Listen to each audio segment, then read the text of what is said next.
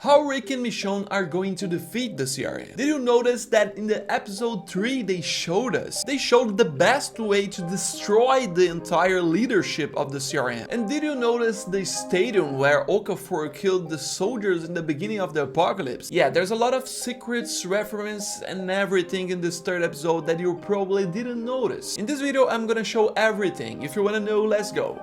Hello everyone who watching this beautiful channel, my name is João Victor and I'm back here to talk more about The Walking Dead, The Ones Who Live. Talk more about the third episode, yeah. We have a lot of reference and secrets that I didn't mention on the video that I made the review. We have some details that kind of give away the end of the story. So let's talk about it, but don't forget to give the like, don't forget to subscribe on my channel. We're gonna do the entire coverage for this Rick and Michonne spin-off.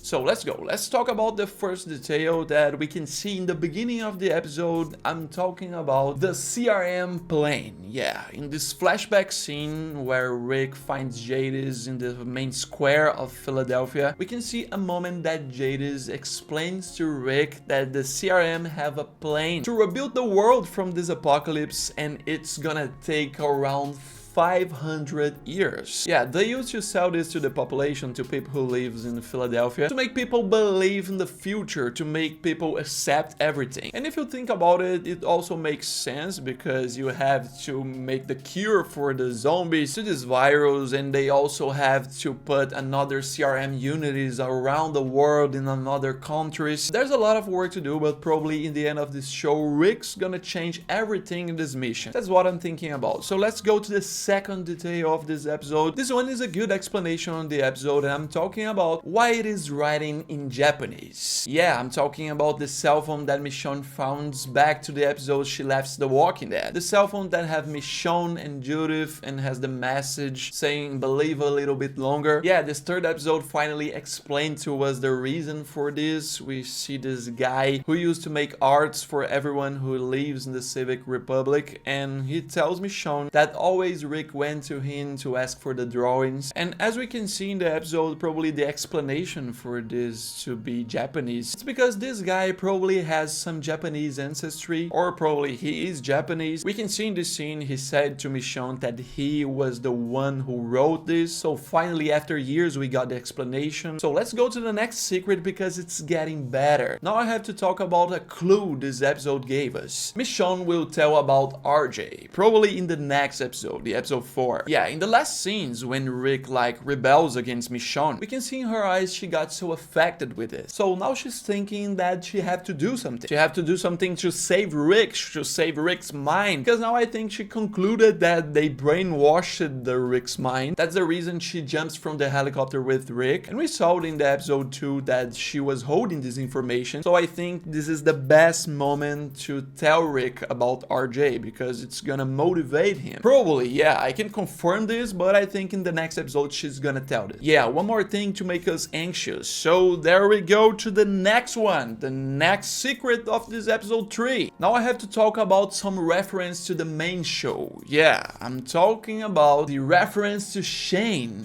Yeah, there's a big reference to Shane here, especially when Thorn aims to Michonne. This scene she's deciding to kill or to don't kill, and that's exactly same thing that Shane did in the season 1. I mean, the season 1 of the main show. He aims the gun at Rick, and he was also deciding to kill or to not kill. That's the moment Dale came up and prevented this from happening. Now, in this case, the one who showed up to Thorn was Rick. That's the moment she gave up to kill Michonne. Yeah, and now I have to talk about the point. One of the most important things about this video. And prepare yourself for this explanation because it's so nice. Let's talk about how Rick and Michonne defeats the CRM. Yeah, the episode gave us a lot of clues, and it happens in this new CRM base. Have you noticed this? No? So let's explain. The informations came from Thorn's mouth in the beginning of the episode, but mostly in this time when she's talking to the other soldiers, the other frontliners. She's also talking to Rick and Michonne. Here she tells about the base opening summit that will bring together all CRM commanders and frontliners. She's telling here how important is it. Everyone from the CRM's leadership will be there. Now you got it? No? So let's go. Michonne hears everything here and probably she realizes that this is the best opportunity to kill everyone from the CRM, to kill the heads of the CRM and to take the control of the group. We see here that Michonne is trying to understand why Rick is avoiding to escape, and when she gets to know about the threats and everything, she will understand that the best solution is to destroy everyone. And there we go back to the last year when they were filming this show. They were filming in New Jersey and they used a building, a big building, as a CRM base to some kind of CRM event. They prepared this with containers, with cars, and people who lives around say they heard a lot of explosions, a lot of shots, and they saw, as you can see in this video, a lot of military leaving the set. Extras using the CRM military costume, yeah, a lot of them. And putting this with the information that Thorne gave to us in this episode 3, we can understand everything. Probably in the last episodes they will be there, I don't know how, but they will be there to kill everyone from the CRM's leadership. It's so nice to understand and makes me more anxious for the next episode. It's crazy, it's insane, yeah, but there we go to the next secret. The next one I have to talk about this episode, and now let's talk about another reference, the reference to Negan and the Saviors. Back to the beginning of the episode, we can see this scene when Jadis is asking a lot of things to Rick, and she also asks if he wants to kill her, and the answer is not today.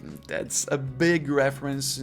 The time I watched this, I remembered about Rick in the season 7 telling Negan maybe not today, and more, maybe not tomorrow, but nothing's gonna change this, nothing. That's an amazing line back in the season 7, and look, Jadis was there hearing everything. That's a good one. But next I have to talk about another big revelation in this episode 3, the stadium where Okafor killed the soldiers. Yeah, in the beginning of the apocalypse. Did you notice this? In this scene when Thorne goes to confront Michonne, they are in this stadium. The stadium is the Lincoln Financial Field, yeah, the Eagles Stadium from Philadelphia. And you probably are asking, how did I find this? Back to the episode 1, we have the Lieutenant Colonel Donald Okafor, a very good character, but when Rick talks to Major General Bill about him, he tells Rick that years ago Okafor managed to stop the forces to bomb the Philadelphia as they did to Atlanta, to Los Angeles. And here Bill also says that Okafor was from the Air Force, and instead of bomb the Philadelphia, he decided to bomb 4,000 Marines who were at Lincoln Financial Field. We also can see this location in the episode 1, but they didn't show us the scene from the top, like the entire view. And here we finally can see clearly the seats from the stadium, the location. Yeah, that's another good one. But we have more. There we go to the next. Let's talk about the Grimes 68. This some kind of sign that we can see 2 times in the episode 3. I saw in the social media a lot of people asking what is it, and based on what we see in this episode, it is probably some kind of Rick's kill streak. Yeah, his walker streak. He probably killed around 68 zombies and he got the best kill streak so far. It's a small detail, but let's go back to a big one. This one is how Rick and Michonne survive. How they survived from the helicopter. Yeah, this is the last scene of the episode. This is a surprise. We can see Rick is afraid of everything and Michonne decided to take him and jump out from the helicopter. And now Danai Gurira, the actress, she gave a recent interview explaining. She revealed that they fell into the water. Yeah, that's the reason we have some pics like this from the episode 4 where we can see Rick with